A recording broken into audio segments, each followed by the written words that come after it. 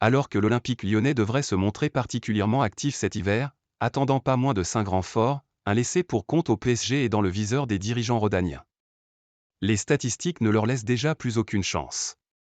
Avec seulement 7 points au compteur après 14 journées de Ligue 1, l'Olympique lyonnais semble condamné, aucune équipe n'étant parvenue à se maintenir après un tel début de saison depuis 1948.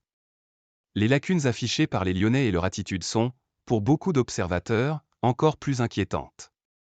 L'OL a néanmoins reçu une bonne nouvelle en début de semaine, la DNCG a levé les sanctions pesant sur le club et les Gones seront donc autorisés à recruter cet hiver, dans la limite du nouveau budget qu'il a présenté.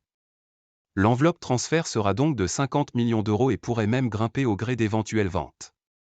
Et il faudra bien ça au vu de la volonté des dirigeants lyonnais de renouveler en profondeur l'effectif. À en croire l'équipe, 5 postes sont d'ores et déjà ciblés avec la volonté de recruter des joueurs d'expérience, un défenseur central, un milieu défensif, un milieu relayeur, un ailier et un avant-centre. L'OL n'aura pas la partie facile.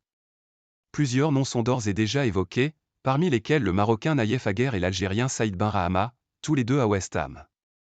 Et tant pis pour la CAN qui priverait l'OL de ces deux recrues une bonne partie de l'hiver.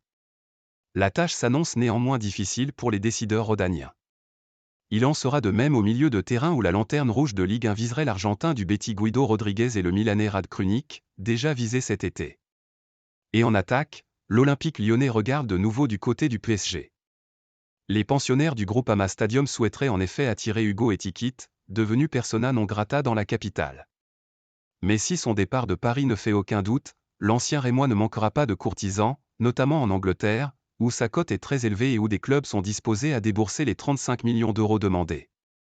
De son côté, l'OL a peu d'arguments à faire valoir et convaincre l'attaquant parisien ressemble à une mission impossible.